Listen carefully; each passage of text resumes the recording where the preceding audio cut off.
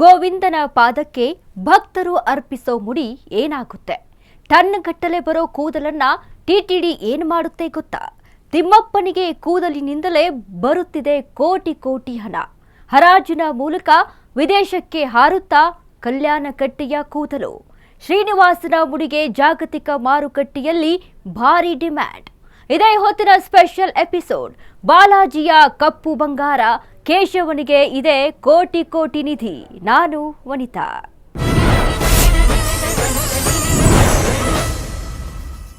ಏಳು ಕೊಂಡಲವಾಡ ವೆಂಕಟರಮಣ ಗೋವಿಂದ ಗೋವಿಂದ. ತಿರುಪತಿ ತಿಮ್ಮಪ್ಪನ ಸನ್ನಿಧಿಗೆ ಹೋಗದೇ ಇದ್ದವರು ಇಲ್ಲವೇ ಇಲ್ಲ. ಈ ಸನ್ನಿಧಾನದ ಒಳಗೆ ಕಾಲಿಟ್ಟ ತಕ್ಷಣ ವೆಂಕಟರಮಣನ ಈ ನಾಮಸ್ಮರಣೆ ಭಕ್ತರಲ್ಲಿ ಭಕ್ತಿ ಭಾವವನ್ನ ತುಂಬುತ್ತದೆ.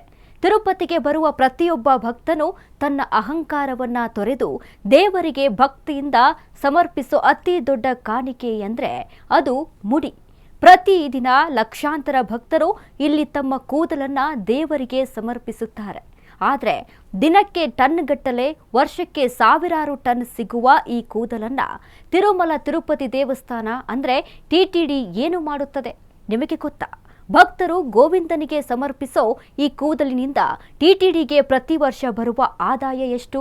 ಕೋಟಿ ಗೊತ್ತಾ? ಈ ಕೂದಲಿಗೆ ಜಾಗತಿಕ ಮಾರುಕಟ್ಟೆಯಲ್ಲಿ ಎಷ್ಟು ಬೆಲೆ ಇದೆ ಗೊತ್ತಾ? ಅದರ ರಹಸ್ಯವೇನು?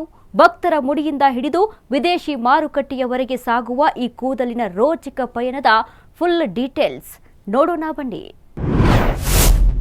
ಗೋವಿಂದನ ಪಾದಕ್ಕೆ ಭಕ್ತರು ಅರ್ಪಿಸೋ ಮುಡಿ ಏನಾಗುತ್ತೆ? ಟನ್ಗಟ್ಟಲೆ ಬರೋ ಕೂದಲನ್ನ ಟಿಟಿಡಿ ಏನ್ ಮಾಡುತ್ತೆ ಗೊತ್ತಾ? ತಿಮ್ಮಪ್ಪನಿಗೆ ಕೂದಲಿನಿಂದಲೇ ಬರುತ್ತಿದೆ ಕೋಟಿ ಕೋಟಿ ಹಣ. ಹರಾಜಿನ ಮೂಲಕ ವಿದೇಶಕ್ಕೆ ಹಾರುತ್ತಾ ಕಲ್ಯಾಣಕಟ್ಟೆಯ ಕೂದಲು. ಶ್ರೀನಿವಾಸನ ಮುಡಿಗೆ ಜಾಗತಿಕ ಮಾರುಕಟ್ಟೆಯಲ್ಲಿ ಭಾರಿ ಡಿಮ್ಯಾಂಡ್.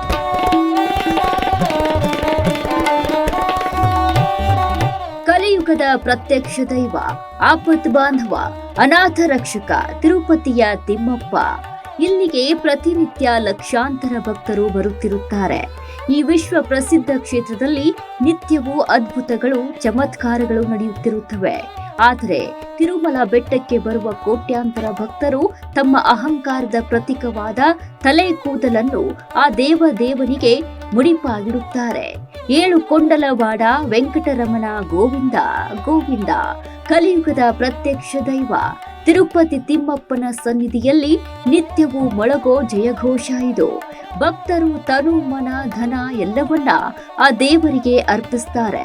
ಅದರಲ್ಲೂ ಮುಖ್ಯವಾಗಿ ತಮ್ಮ ಅಹಂಕಾರದ ಸಂಕೇತವಾಗಿರೋ ತಲೆಯ ಕೂದಲನ್ನು ತಿಮ್ಮಪ್ಪನ ಪಾದಕ್ಕೆ ಮುಡಿಯಾಗಿ ನೀಡ್ತಾರೆ. ಆದ್ರೆ ದಿನಕ್ಕೆ ಟನ್ಗಟ್ಟಲೆ ಬರೋ ಈ ಮುಡಿ ಏನಾಗುತ್ತೆ?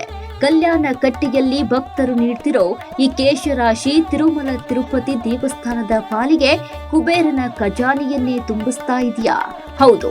ಶ್ರೀನಿವಾಸನ ಮುಡಿಗೆ ಜಾಗತಿಕ ಮಾರುಕಟ್ಟೆಯಲ್ಲಿರೋ ಡಿಮ್ಯಾಂಡ್ ಕೇಳಿದ್ರೆ ನೀವು ಬೆಚ್ಚಿ ಬೀಳ್ತೀರಾ.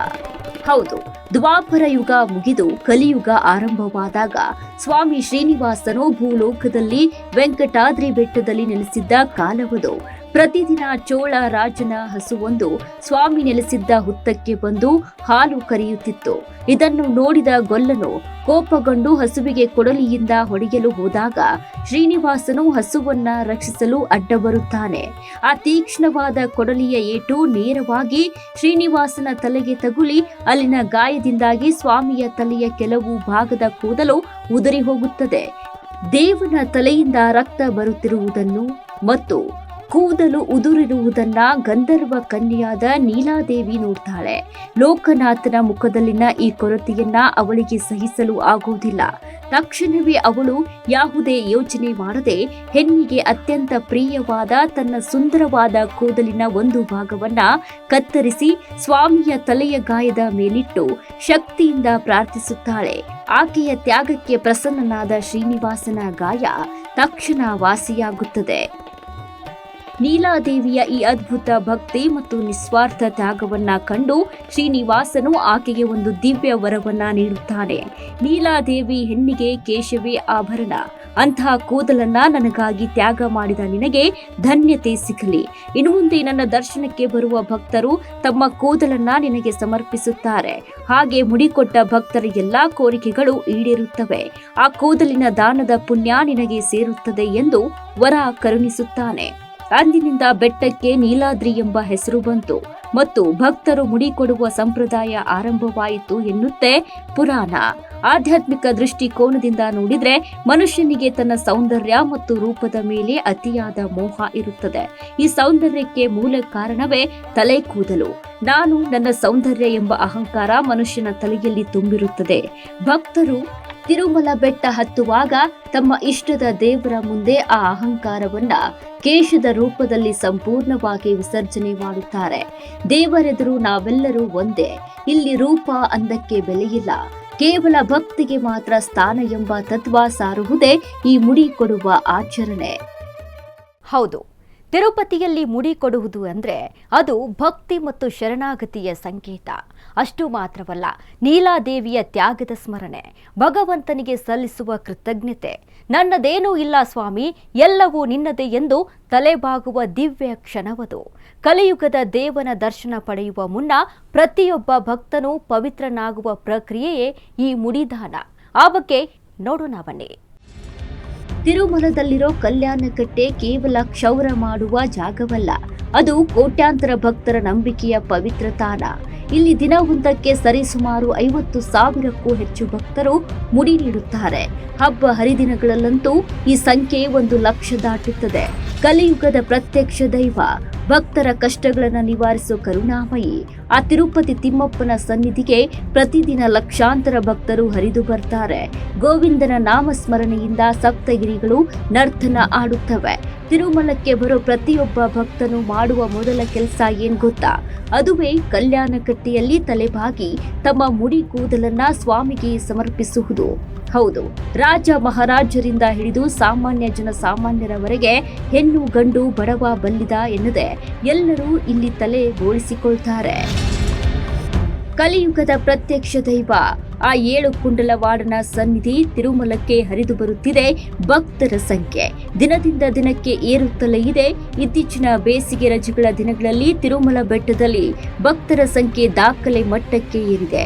ಕೇವಲ ದೇವರ ದರ್ಶನ ಮಾತ್ರವಲ್ಲ, ಸ್ವಾಮಿಗೆ ತಮ್ಮ ಅತ್ಯಂತ ಪ್ರೀತಿಯ ಕಾಣಿಕೆಯಾದ ಮುಡಿ ಕೂದಲನ್ನು ಅರ್ಪಿಸಲು ಭಕ್ತರು ಗಂಟೆಗಟ್ಟಲೆ ಕಾಯುತ್ತಿರುತ್ತಾರೆ. ತಿರುಮಲ ತಿರುಪತಿ ದೇವಸ್ಥಾನ ಇತ್ತೀಚೆಗೆ ಬಿಡುಗಡೆ ಮಾಡಿದ ಅಂಕಿ ಅಂಶಗಳು ಇಡೀ ದೇಶವೇ ಬೆರಗಾಗುವಂತೆ ಮಾಡಿದೆ. ಕಳೆದ ವರ್ಷಗಳಿಗೆ ಹೋಲಿಸಿದ್ರೆ ಈ ಬಾರಿ ಮುಡಿ ಕೊಡುವವರ ಸಂಖ್ಯೆ ಗಗನಕ್ಕೇರಿದೆ.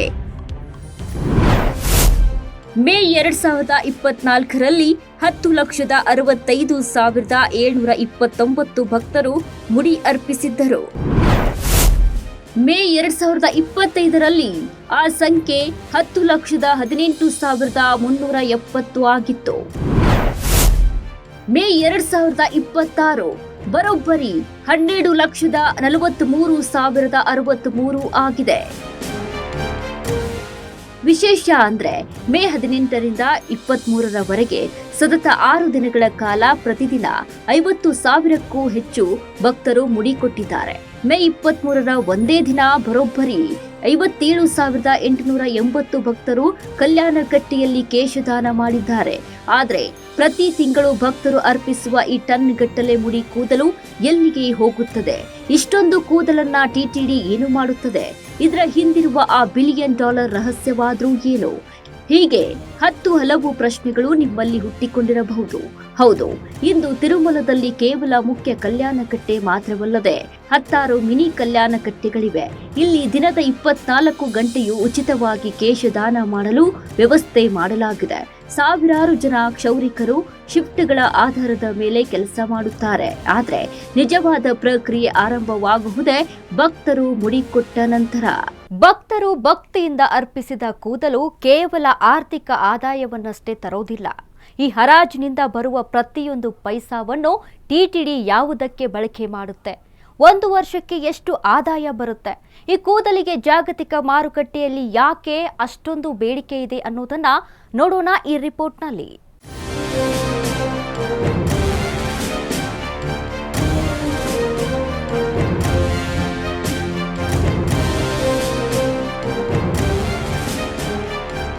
ಕಲಿಯುಗದ ಪ್ರತ್ಯಕ್ಷ ದೈವ ತಿರುಮಲ ಶ್ರೀ ವೆಂಕಟೇಶ್ವರ ಸ್ವಾಮಿಯ ಸನ್ನಿಧಿ ಎಂದ್ರೆ ಅದೊಂದು ಭಕ್ತಿಯ ಸಾಗರ. ಪ್ರತಿದಿನ ಲಕ್ಷಾಂತರ ಭಕ್ತರು ಈ 7 ಕುಂಡಲ ವಾರ್ಡ್ನ ದರ್ಶನ ಪಡೆದು ಪುನೀತರಾಗುತ್ತಾರೆ. ತಮ್ಮ ಇಷ್ಟಾರ್ಥಗಳು ಈಡೇರಿದಾಗ ಭಕ್ತರು ಪರಮಾತ್ಮನಿಗೆ ಸಮರ್ಪಿಸುವ ಪ್ರೀತಿಯ ಕಾಣಿಕೆಯೇ ಶಿರೋಜಗಳು ಅಂದ್ರೆ ತಲೆ ಕೂದಲು. ತನು ಮನ ಧನದ ಸಂಕೇತವಾಗಿ ಅಹಂಕಾರವನ್ನ ತೊರೆದು ಭಕ್ತರು ಅರ್ಪಿಸುವ ಈ ಕೂದಲು ಕೇವಲ ಒಂದು ಧಾರ್ಮಿಕ ಆಚರಣೆಯಷ್ಟೇ ಅಲ್ಲ, ಇದರ ಹಿಂದೆ ಜಗತ್ತೇ ಬೆರಗಾಗುವಂತಹ ಒಂದು ಮಹಾನ್ ಆರ್ಥಿಕ ಮತ್ತು ಕೈಗಾರಿಕಾ ಪಯಣವೂ ಇದೆ. ಹೌದು, ತಿರುಮಲದ ಈ ಪವಿತ್ರ ಕೂದಲು ಇವತ್ತು ಜಾಗತಿಕ ಮಾರುಕಟ್ಟೆಯಲ್ಲಿ ಕಪ್ಪು ಚಿನ್ನ ಎಂದೇ ಪ್ರಸಿದ್ಧಿಯಾಗಿದೆ.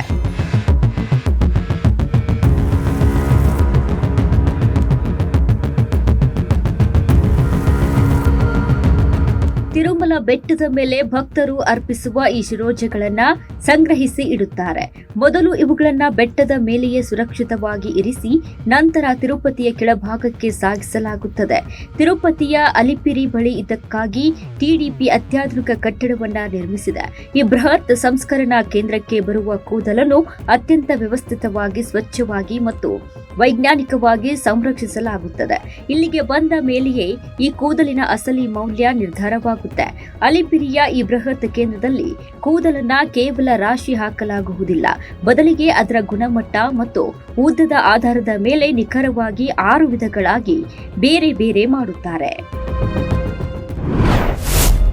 ಮೊದಲ ವಿಧ 31 ಇಂಚುಗಳಿಗಿಂತ ಹೆಚ್ಚು ಉದ್ದ.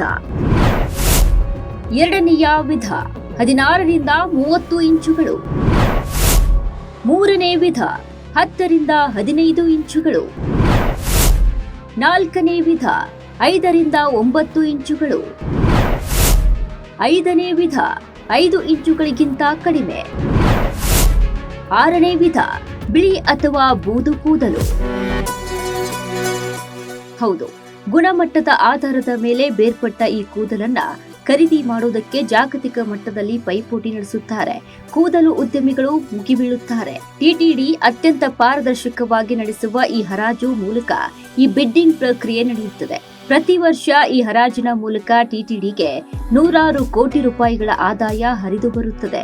ದೇಶ ವಿದೇಶಗಳ ಪ್ರಮುಖ ವಿಗ್ ತಯಾರಕರು ಮತ್ತು ಹೇರ್ ಎಕ್ಸ್ಟೆನ್ಷನ್ ಕಂಪನಿಗಳು ಈ ಹರಾಜಿನಲ್ಲಿ ಭಾಗವಹಿಸಿ ತಿರುಮಲದ ಈ ಪವಿತ್ರ ಕೂದಲನ್ನ ಮುಗಿಬಿದ್ದು ಖರೀದಿಸುತ್ತವೆ. ತಿರುಮಲದ ಬೆಟ್ಟದಲ್ಲಿ ಭಕ್ತನೊಬ್ಬ ಭಕ್ತಿಯಿಂದ ಸಮರ್ಪಿಸಿದ ಕೂದಲು ಇವತ್ತು ಜಗತ್ತಿನ ಫ್ಯಾಷನ್ ಜಗತ್ತಿನ ಕಿರೀಟವನ್ನ ಅಲಂಕರಿಸುತ್ತಿದೆ. ಅಂದ್ರೆ ನೀವು ನಂಬಲೇಬೇಕು, ಭಕ್ತಿ ಮತ್ತು ಜಾಗತಿಕ ಮಾರುಕಟ್ಟೆಯ ಈ ಅದ್ಭುತ ಕೊಂಡಿಗೆ ತಿರುಪತಿ ಹೇರ್ ಇದು ಕೇವಲ ಕೂದಲಲ್ಲ, ಜಗತ್ತನ್ನು ಗೆದ್ದ ಭಾರತದ ಪವಿತ್ರ ಕಪ್ಪು ಚಿನ್ನ. ಆ ಬಗ್ಗೆ ನೋಡೋಣ ಬನ್ನಿ.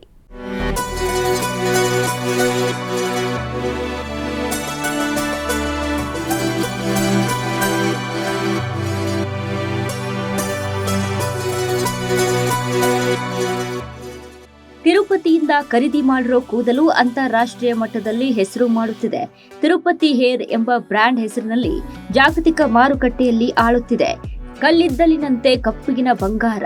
ಈ ಕೂದಲಿಗೆ ಪ್ಯಾರಿಸ್, ಲಂಡನ್, ನ್ಯೂಯಾರ್ಕ್ನಂತಹ ವಿಶ್ವದ ಪ್ರಮುಖ ಫ್ಯಾಷನ್ ರಾಜಧಾನಿಗಳಲ್ಲಿ ಭಾರಿ ಬೇಡಿಕೆ ಇದೆ. ವಿಶ್ವವಿಖ್ಯಾತ ಸೆಲೆಬ್ರಿಟಿಗಳು, ಮಾಡೆಲ್ಗಳು ಬಳಸುವ ಪ್ರೀಮಿಯಂ ವಿಗ್ಗಳು ಮತ್ತು ಹೇರ್ ಎಕ್ಸ್ಟೆನ್ಷನ್ಗಳ ತಯಾರಿಕೆಗೆ ಈ ಕೂದಲೇ ಪ್ರಮುಖ ಕಚ್ಚಾ ವಸ್ತು.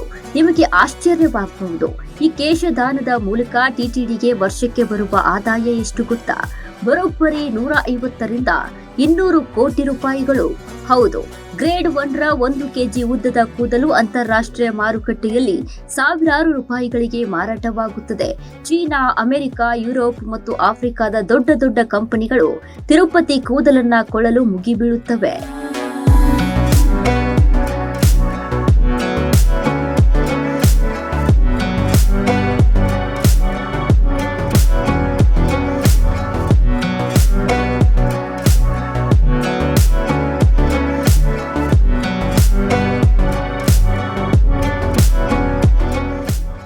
ಗ್ರೇಡ್ 1 ಮತ್ತು 2 ಉದ್ದನೆಯ ಈ ಕೂದಲನ್ನ ಬಳಸಿ ನೈಸರ್ಗಿಕವಾಗಿ ಕಾಣುವ ವಿಗ್ಗಳನ್ನ ತಯಾರಿಸಲಾಗುತ್ತದೆ. ಹಾಲಿವುಡ್ ನಟ ನಟಿಯರು, ಮಾಡೆಲ್ಗಳು ಹಾಗೂ ಕ್ಯಾನ್ಸರ್ ರೋಗಿಗಳಿಗೆ ತಯಾರಿಸುವ ದುಬಾರಿ ವಿಗ್ಗಳಿಗೆ ಭಾರತದ ಮತ್ತು ಅದರಲ್ಲೂ ತಿರುಪತಿಯ ಕೂದಲೇ ಮೊದಲ ಆದ್ಯತೆ, ಏಕೆಂದರೆ ಇದು ಕೆಮಿಕಲ್ ಮುಕ್ತ ಮತ್ತು ಅತ್ಯಂತ ಗಟ್ಟಿಮುಟ್ಟಾಗಿರುತ್ತದೆ. ಇನ್ನು ಗ್ರೇಡ್ 5ರ ಸಣ್ಣ ಕೂದಲನ್ನು ಕರಗಿಸಿ ಅದರಿಂದ ಎಲ್-ಸಿಸ್ಟೈನ್ ಎಂಬ ಅಮೈನೋ ಆಮ್ಲವನ್ನ ತಯಾರಿಸಲಾಗುತ್ತದೆ. ಇದನ್ನ ಬೇಕರಿ ಉತ್ಪನ್ನಗಳಲ್ಲಿ ಹಾಗೂ ಔಷಧಗಳ ತಯಾರಿಕೆಯಲ್ಲಿ ಬಳಸಲಾಗುತ್ತದೆ. ಅಷ್ಟೇ ಅಲ್ಲದೆ ಇದರಿಂದ ಉತ್ತಮ ಗುಣಮಟ್ಟದ ಸಾವಯವ ಗೊಬ್ಬರವನ್ನ ಸಹ ತಯಾರಿಸಲಾಗುತ್ತದೆ.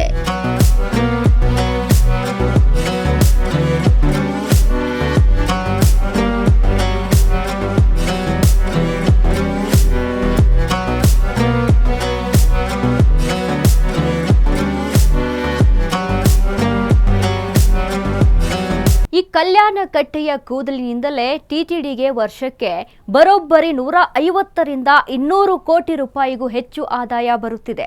ಹೌದು, ಭಕ್ತರು ಭಕ್ತಿಯಿಂದ ಕೊಟ್ಟ ಮುಡಿ ಇವತ್ತು ತಿಮ್ಮಪ್ಪನ ನಿಧಿಗೆ ಕೋಟಿ ಕೋಟಿ ಹಣ ತಂದು ಕೊಡ್ತಾ ಇದೆ. ಪ್ರಪಂಚದ ಬೇರೆಲ್ಲೂ ಸಿಗದ ಇರುವಂತಹ ಉತ್ತಮ ಗುಣಮಟ್ಟದ ಹೇರ್ ತಿರುಪತಿಯಲ್ಲಿ ಸಿಗುತ್ತೆ. ಆದ್ದರಿಂದಲೇ ಈ ಹೇರ್ಗೆ ವಿದೇಶಿ ವ್ಯಾಪಾರಿಗಳು ಮುಗಿಬಿದ್ದು ಇಲ್ಲಿ ಬಿಡ್ ಮಾಡ್ತಾರೆ. ಅದ್ರ ಬಗ್ಗೆ ನೋಡೋಣ ಬನ್ನಿ.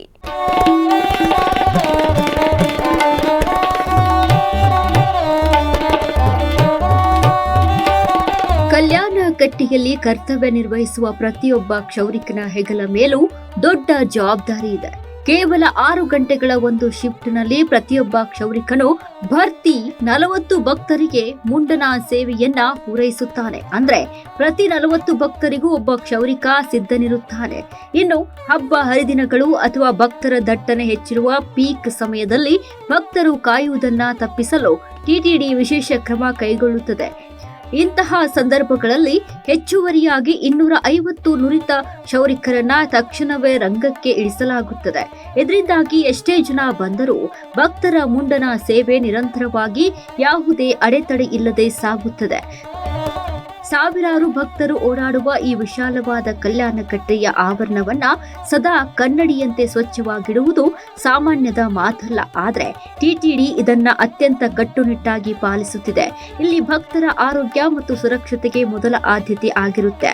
ಪ್ರತಿಯೊಬ್ಬ ಭಕ್ತನಿಗೂ ಹೊಸ ಬ್ಲೇಡ್ ಬಳಸಲಾಗುತ್ತದೆಯಾದರೂ ಸುರಕ್ಷತೆಯ ದೃಷ್ಟಿಯಿಂದ ಕ್ಷೌರಿಕನು ಮೊದಲು ಆ ಬ್ಲೇಡ್ಗಳನ್ನ ವಿಶೇಷ ಸೋಡಿಯಂ ದ್ರಾವಣದಲ್ಲಿ ಅದ್ದಿ ಸ್ಯಾನಿಟೈಸ್ ಮಾಡುತ್ತಾರೆ. ಆನಂತರ ಮತ್ತೊಮ್ಮೆ ಡೆಟಾಲ್ ಬಳಸಿ ಸಂಪೂರ್ಣವಾಗಿ ಸ್ವಚ್ಛಗೊಳಿಸಿದ ಮೇಲೆಯೇ ಭಕ್ತರ ಮುಂಡನ ಸೇವೆಗೆ ಬಳಸಲಾಗುತ್ತದೆ. ಸೋಂಕು ಹರಡದಂತೆ ತಡೆಯಲು ಟಿಟಿಡಿ ಕೈಗೊಂಡಿರುವ ಈ ವೈಜ್ಞಾನಿಕ ಕ್ರಮ ನಿಜಕ್ಕೂ ಮೆಚ್ಚುವಂತಹದ್ದು.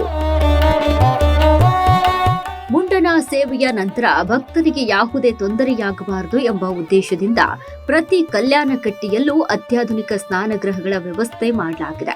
ಭಕ್ತರ ಸುಲಭ ಸ್ನಾನಕ್ಕಾಗಿ ಕಾಲಕಾಲಕ್ಕೆ ಬಿಸಿ ನೀರಿನ ವ್ಯವಸ್ಥೆಯನ್ನ ಕಲ್ಪಿಸಲಾಗಿದೆ. ಇಷ್ಟೇ ಅಲ್ಲ, ಭಕ್ತರು ಭಕ್ತಿಯಿಂದ ಅರ್ಪಿಸಿದ ಕೂದಲು ಸಂಗ್ರಹಣೆಯು ಅಷ್ಟೇ ವ್ಯವಸ್ಥಿತವಾಗಿ ನಡೆಯುತ್ತದೆ. ಕಲ್ಯಾಣ ಕಟ್ಟಿಗೆ ನೆಲದ ಮೇಲೆ ಬೀಳುವ ಕೂದಲನ್ನು ಮತ್ತು ಎಣ್ಣೆಯನ್ನ ಕಾಲಕಾಲಕ್ಕೆ ತಕ್ಷಣವೇ ಸಂಗ್ರಹಿಸಿ ನಿಗದಿತ ಜಾಗದಲ್ಲಿ ಶೇಖರಣೆ ಮಾಡಲಾಗುತ್ತದೆ. ಲಕ್ಷಾಂತರ ಜನ ಸೇರುವ ಜಾಗದಲ್ಲಿ ಸಣ್ಣ ತಪ್ಪು ನಡೆದರೂ ಅದು ದೊಡ್ಡ ಸಮಸ್ಯೆಯಾಗಬಹುದು. ಆದರೆ ತಿರುಮಲ ತಿರುಪತಿ ದೇವಸ್ಥಾನದ ಆಡಳಿತ ಮಂಡಳಿ ಕ್ಷೌರಿಕರ ಕಠಿಣ ಪರಿಶ್ರಮ ಮತ್ತು ಸ್ವಚ್ಛತಾ ಸಿಬ್ಬಂದಿಯ ದಣಿವರಿಯದ ಸೇವೆ ಸೇರಿ ಇಂದಿಗೂ ಕಲ್ಯಾಣ ಕಟ್ಟಿಯನ್ನ ಜಗತ್ತಿನಲ್ಲೇ ಅತ್ಯಂತ ವ್ಯವಸ್ಥಿತ ಧಾರ್ಮಿಕ ಕೇಂದ್ರವನ್ನಾಗಿ ಮಾಡಿದೆ.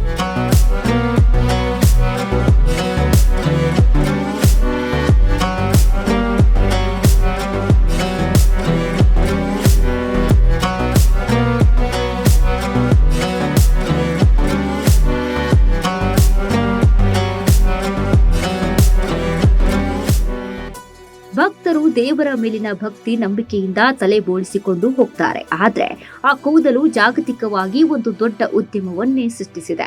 ಕಸದಿಂದ ರಸ ಅನ್ನೋ ಹಾಗೆ ಭಕ್ತರ ಮುಡಿಯನ್ನೇ ಕೋಟಿ ಕೋಟಿ ರೂಪಾಯಿಯ ಆದಾಯವಾಗಿ ಪರಿವರ್ತಿಸಿ ಅದನ್ನ ಮತ್ತೆ ಭಕ್ತರ ಉಚಿತ ಅನ್ನದಾನ, ವಸತಿ ಮತ್ತು ಕಲ್ಯಾಣ ಕಾರ್ಯಕ್ರಮಗಳಿಗೆ ಟಿಟಿಡಿ ಬಳಸುತ್ತಿದೆ.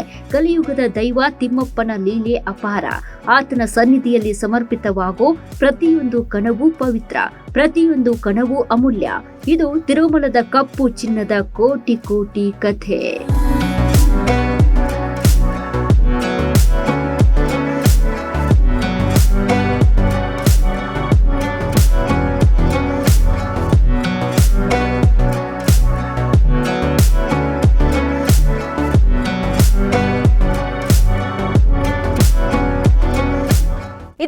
ಸ್ಪೆಷಲ್ ಎಪಿಸೋಡ್ ನೋಡ್ತಾ ಇರಿ ಅಶ್ವವೇಗ ನ್ಯೂಸ್. ಇದು ಸತ್ಯಾನ್ವೇಷಣೆಯ ಓಟದಲ್ಲಿ.